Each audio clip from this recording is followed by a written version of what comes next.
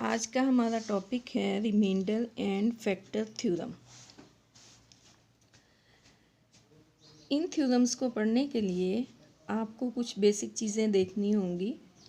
पहली चीज़ है पोलिनोमियल। ये जो एक्सप्रेशन है जिसमें ए एन कॉन्स्टेंट है, x n plus a n minus one, x n minus one plus up to सोहन a one x plus a not, where a n is not equal to zero. A n is not equal to zero, इसका मतलब है ये term zero नहीं हो सकती। तो ये जो एक्सप्रेशन है इसकी डिग्री एन है। एक्स की सबसे बड़ी पावर जो होगी वो इसकी डिग्री होगी और एन एक नॉन नेगेटिव इंटीजर होगा और हम इसको कहेंगे पोलिनोमियल फंक्शन ऑफ एक्स।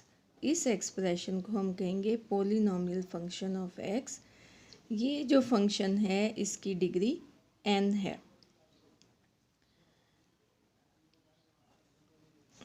अगर आप इस पोलिनोमियल को ले रही हैं तो इसमें एक्स की सबसे बड़ी पावर 5 है, तो हम कहेंगे it is polynomial function of degree 5। और इस एक्सप्रेशन में ये पोलिनोमियल फंक्शन ऑफ डिग्री 4 है। आप नोट करें कि x की पावर नेगेटिव नहीं होनी चाहिए, यानी यहाँ -5 या -4 किसी सूरत नहीं आना चाहिए, फिर हम कहेंगे इट इज़ पोलिनोमियल फंक्शन। अच्छा, अब आप ज़रा डिवीजन पे आ जाएं। 117 को जब हम डिवाइड करते हैं 2 से, 2 5 are 10 और फिर ये 17 हुआ, फिर 16 और रिमाइंडर हुआ 1। इसको हम कहते हैं रिमाइंडर। जो ऊपर होता है उसे कहते हैं कोशेंट, जो अंदर होता है उसको डिवाइडेंड और जो डिवाइड कर रहा होता है उसको डिवाइज़र। तो हम लिख सकते हैं कि 117 इक्वल होगा 2 × 58 + 1। तो हम 117 को यूँ लिख सकते हैं 2 × 58 + 1। इसमें 1 रिमाइंडर है। इसका मतलब ये हुआ dividend is equal to divisor into quotient plus remainder. अच्छा, अब अगर आप इस पोलिनोमियल फंक्शन को इस पोलिनोमियल फंक्शन से डिवाइड करती हैं तो डिवाइड सिंपल डिवीजन है। इसमें क्या होगा, हम कहाँ स्टॉप कर देंगे, ये स्केयर है और ये एक्स है, इसकी डिग्री बड़ी हो गई और इसकी डिग्री छोटी हो गई, हम यहाँ पे स्टॉप कर देंगे और इसको हम कहेंगे कोशेंट, इसको हम कहेंगे रिमाइंडर, ये अंदर वाला होगा डिवाइडेंड और इसको कहेंगे डिवाइज़र।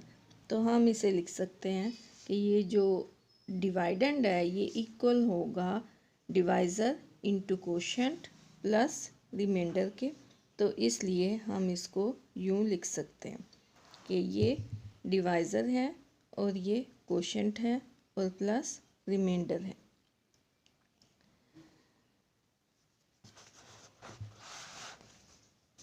तो इस तरह से हम कह सकते हैं कि polynomial of x is equal to g of x into Q of x plus r of x.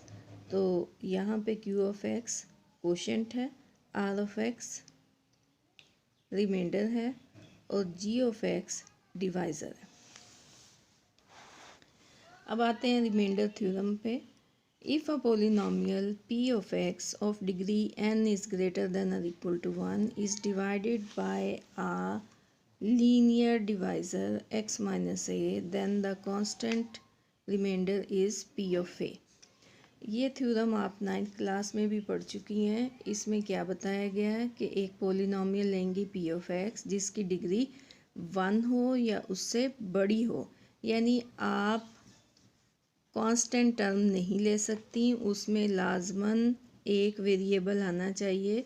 यानी आप अगर लेती हैं x + 5 तो ये जो पोलिनोमियल फंक्शन है इसकी डिग्री 1 है और आप इस जी ऑफ एक्स की जगह पे, जी ऑफ एक्स है डिवाइज़र और क्यू ऑफ एक्स कोशेंट है, तो आप इस पी ऑफ एक्स की जगह पे कोई कांस्टेंट वैल्यू नहीं ले सकती, क्योंकि डिग्री 1 के लिए एक वेरिएबल का होना ज़रूरी है। अब अगर हम सिर्फ एक कांस्टेंट ले लें, सपोज करें हम 7 लेते हैं, तो हम इसको लिख सकते हैं 7x⁻0, क्योंकि x⁻0 1 होता तो ये 7 ही हो जाएगा। तो 7 इज़ इक्वल टू 7x⁻0, यानी ये ऐसा पोलिनोमियल फंक्शन है जिसकी डिग्री 0 है। तो आप ये नहीं ले सकती, आपने कम से कम ऐसी पोलिनोमियल लेनी है जिसमें एक अननोन आ रहा हो। तो हम एक पोलिनोमियल लेंगे। जब हम पोलिनोमियल p ऑफ x को डिवाइड करेंगे x माइनस a से, यानी हमने डिवाइड भी किससे करना है, x minus linear divisor x minus a से। लीनियर डिवाइज़र का मतलब है कि x की पावर 1 होगी। तो x माइनस a से डिवाइड करेंगी, तो बजाय इसके कि आप उसको डिवाइड करें, आपको क्या करना है कि आप उस पोलिनोमियल में x की जगह पर a पुट करते हैं, ये वाला a। तो आप p ऑफ a लेंगी तो जो आंसर आएगा वो रिमाइंडर होगा, यानी जो चीज़ नीचे बचती है वो p ऑफ a होगा। तो इसलिए बजाय इतनी लंबी डिवीजन करने के आप क्या करेंगी, जस्ट p ऑफ x लेंगी और उसमें a पुट कर देंगी, तो आपके पास रिमाइंडर आ जाएगा।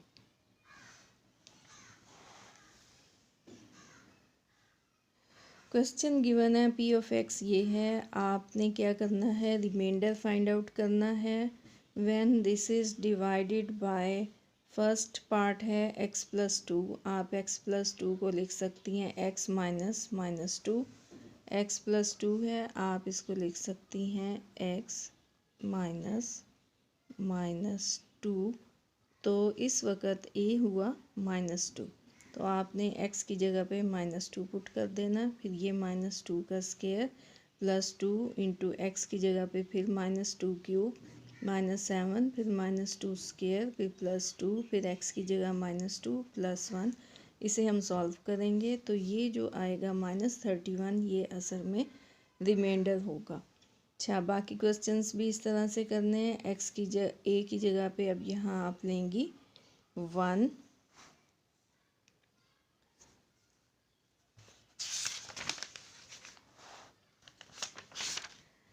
अच्छा कुछ क्वेश्चन इस तरह के होंगे कि डिवाइज़र आपके पास होगा ax माइनस बी।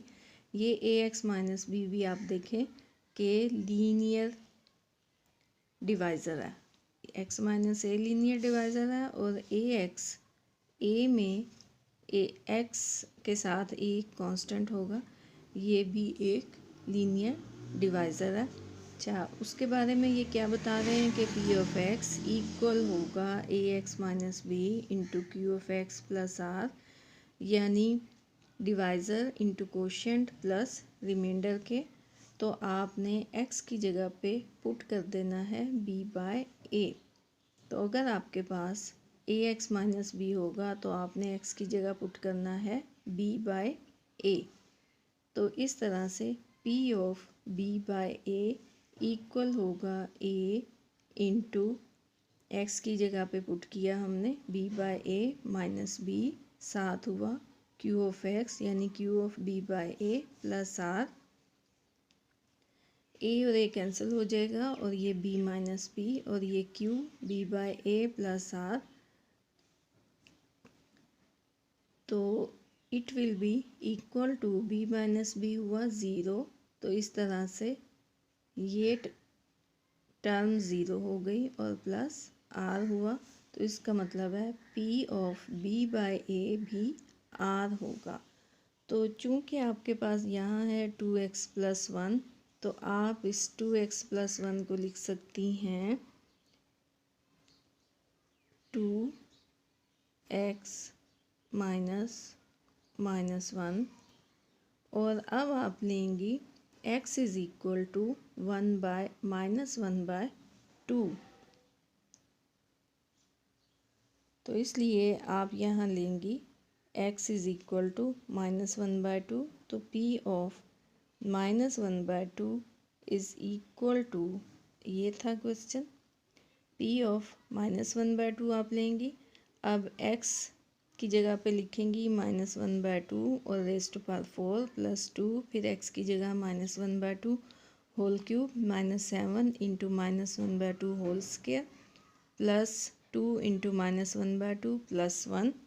तो इसको आप सॉल्व करेंगी और सॉल्व करने के बाद वैल्यू आ रही है -31/16। तो इसका मतलब है रिमाइंडर हुआ -31/16। यहाँ पे 3x - 2 है, तो अब आप x की जगह लेंगी 2/3 और इसे सॉल्व करेंगी तो आंसर आ जाएगा 1/81।